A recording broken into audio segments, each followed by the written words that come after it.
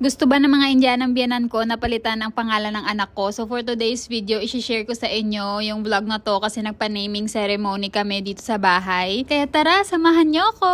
Pero bago ang lahat, malapit na pala magdiwali dito sa India. So ito yung parang Pasko nila dito. Doon ko siya pinaka-best na maalilihan. Maiihalin tulad. Kaya masarap na tumambay dito sa aming balcony. Kasi ayan, nakaon na yung mga pailaw-ilaw namin. Tapos hindi na rin masyadong mainit kasi lumalamig na, pa-winter na. O, di ba bongga, may winter dito sa India. Though dito sa part namin, hindi naman nagsusnow. Pero sa ibang parts ng India, nagsusnow. Yung pinakamalamig na temperature na na-experience ko dito sa amin is nasa around 5 degrees or 4 degrees Celsius. Wow, bongga! So, parang nagle-layering ka na ng suot mo niyan dito. Pero as of now, yung weather is pleasant pa siya. Kaya sinusulit ko na tumambay-tambay dito sa labas kasi in the next few days or weeks, hindi na maganda tumambay sa labas dahil sobrang lamig. Tapos yung pollution tataas na rin. Kasi kapag Diwali, may mga nagpapaputok, tapos meron na rin nagsusunog ng mga crops nila, ng mga farmers. So anyway, dahil nga ayan, pwede tayong tumambay-tambay pa sa labas ngayon at masarap pa tumambay sa labas, manonood muna ako ng K-drama dyan sa Luklok. Pinapanood ko na K-drama is yung Miss Incognito. Sobrang ganda niya yung first 2 episodes, kaya lang nga ongoing siya. So episode 3 na ako. About siya sa isang girl na bodyguard, tapos sobrang hirap niya, ganon. Tapos nagpakasal siya sa mayaman na CEO na matanda, ganon. So ayan, mapapanood nyo yan sa Luklok. Meron din doon mga iba-iba pang K-drama na available tsaka mga movie. So download nyo yun sa App Store at tsaka Play Store lang yun. At ayan pala, sobrang OA ng paglafang ko dyan ng tinapay. Galing yan sa isang Pinay na nandito sa India. Nagtitinda siya ng mga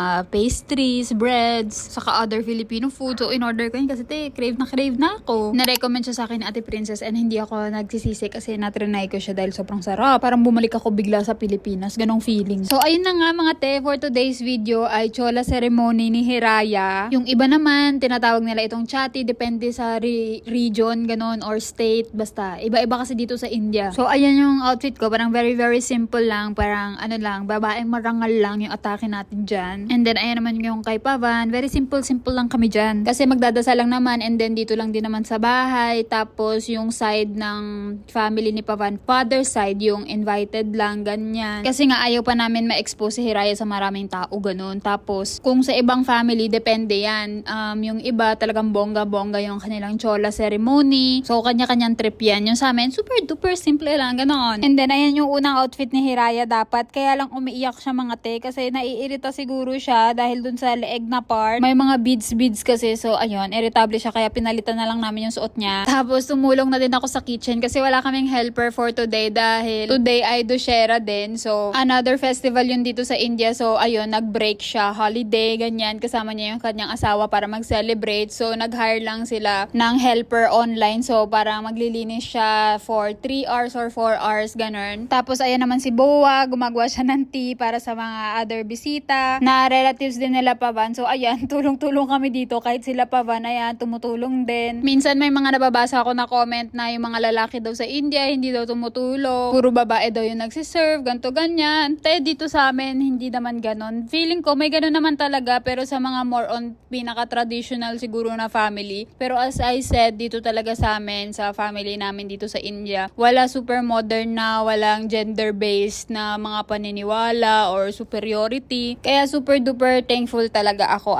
Lalo na yung sa iba sasabihin na ayun, aalilain ka lang, mga ganyan-ganyan. Though meron akong movie na napanood, yung title niya is Mrs. MRS. Try nyo panoorin yun, parang true to life din siya, about siya sa girl na nagpakasal siya, obviously sa lalaki, tapos inalila siya as a daughter-in-law, mga ganyan-ganyan, hindi niya na na-pursue yung kanyang career. So, true din naman yun, may mga ganun talaga, pero hindi lahat. Ayun, as I said, hindi lahat, huwag tayo mag-generalize. But anyway, ayan ang outfit ng aming baby na si Hiraya. Napalitan na siya ng damit and mas komportable siya dito. Ay, nakatulog na nga habang inaayusan. Etong damit niya na to, malaki to sa kanya, kaya lang, ayun, mas komportable siya dito, so pinasuot na namin. So, ayun nga, going back tayo about sa chola, i-share ko sa inyo kung tungkol saan ang chola. So, usually yung chola is ginagawa siya around 12th date or 16th date na baby. Pero sa case namin is ginawa namin siya more than 40 days na. Kasi nga sabi ko sa inyo, yung family namin dito sa India, hindi sila masyadong traditional. So, hindi sila strict sa mga rules ng mga traditions or ceremony. So, ayan si Hiraya with Buwa. So, siya yung kapatid ng papa ni Pavan or ng aking father-in-law. And then, ayun nga, yung chola is parang wini-welcome mo din si baby sa world, sa family. So, susuot bubuhutan mo din siya ng bagong damit, ganun. Tapos merong small puja or prayer, may mga chants, may ilaw or diya, yung parang paapoy-apoy din, ganyan. And they pray for baby's good health, protection, and long life. Ang saya din kasi parang mini gathering din siya. Lahat excited, may sweets, may mga palakpakan, ganyan, may blessings from elders. Tapos si baby naka-new outfit, di ba? Parang mini Bollywood princess na siya agad. And then after that, ginawa rin namin yung naming ceremony or tinatawag nila na namkaran. Ito yung part na mas mind-blowing for me kasi hindi lang basta pipili ka ng name. So, sasabihin ng pandit or nung parang monk yung name suggestion para kay baby. So, binibase nila yon or nakukuha nila yung letter or name sa birth chart ni baby based sa date, time, tsaka place kung saan siya pinanganak. So, from that, nalalaman nila kung anong zodiac sign ni baby, tsaka dun din ang gagaling kung ano yung lucky first letter ng name niya. For example, kung yung lalabas sa chart na si baby ay Leo, ano daw, talaga naman, bulol-bulol. Anyway, pwedeng mga letters like M or T yung lucky starting name niya. So, sa case ni Hiraya, based sa kanyang birth date and time and location, kung saan siya pinanganak, ang sabi ng pandit is, yung name niya daw is dapat nagsistart sa letter K. Which is yung funny thing, yung mother-in-law ko ang lala ng trust issue. So, hindi muna namin pinaniwalaan yung sinabi or kinonfirm yung sinabi ng astrologer. Pandit pala na letter K yung start ng name dapat ni Hiraya. So, nag-ask pa siya or nagpa-process pa siya ng mga papers, ganyan para kay Hiraya kung i-confirm na tama ba na K talaga. And again, sa case namin, dahil nga meron ng name si Hiraya, which is Hiraya, ayan rin yung name niya sa birth certificate, which is pre-process na namin. So, wala na makakapigil. Kaya naisip ko kung ano man yung confirmed na first letter na ibibigay sa amin na name para kay Hiraya, ayun na lang siguro yung gagawin naming nickname niya, ganun. Anyway, so ganun siya dito sa India kung paano sila namimili ng pangalan para sa baby nila. Hindi lang basta-basta, bawat name nila is merong meaning, tsaka alam mo yun, lucky sa bawat bata. Though hindi ka naman din obliged na sundin yun, no? So, bahala ka kung trip mo din sa buhay, di ba? Anyway, ang ganda din kasi ng meaning behind this ceremonies. It's all about purity, protection, and good beginning. Sobrang respectful nila sa tradition ni baby from womb to world. And it also reminds me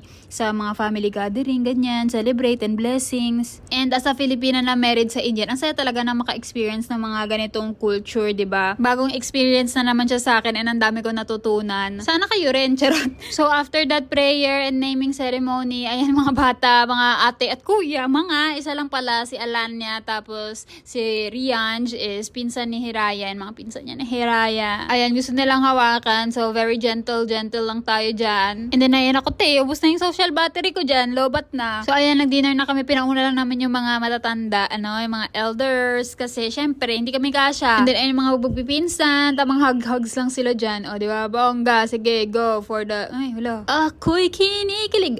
Ganun ba yon? Anyway, so ayan, after that, pala, may ceremony festival sa baba kasi nga dosyera. So, bumaba kami. Alam, pagbaba namin tapos na pala ang lahat. So, ayun. Ano gagawin? Syempre, uuwi. Charot, hindi. Nag-ano ako dyan, hanap-hanap ako ng mga earrings and everything kasi may mga bukas pa na stall. Sabi din ni Papa, kumain ako, kaya lang ayoko natin. Ang dami ko na nakain kanina. So, ayun mga wala na masyadong tao, diba? Okay, tanyo. And then, ayun yung mga stall na natitirang bukas pa. And actually, wala akong masyadong nabili kasi wala akong nagustuhan. O, diba? Ang arte. O, ayan, uso dito yung mga ganyan na evil eye. So, ang dami mabibili na keychain, kaneme, o kung ano-ano pa and everything. And then, ayun sila, may mga paninda silang earrings. Nagtingin-tingin lang ako dyan, te. So, ayun lang. End na natin yung vlog. Pagod na akong magsalita. Sana, nag-enjoy kayo. Ang haba na neto, sobra-sobra na. Ayun pala, may video pa pala ako na pa-unboxing. Mga regalo para kay Hiraya. Ang dami. Featuring my SpongeBob na pants. Siguro, itigil na natin to. Next time na lang yung mga unboxing ko, no? So, ayun lang naman. Thank you for watching. Sana nag-enjoy kayo for today's vlog. Bye!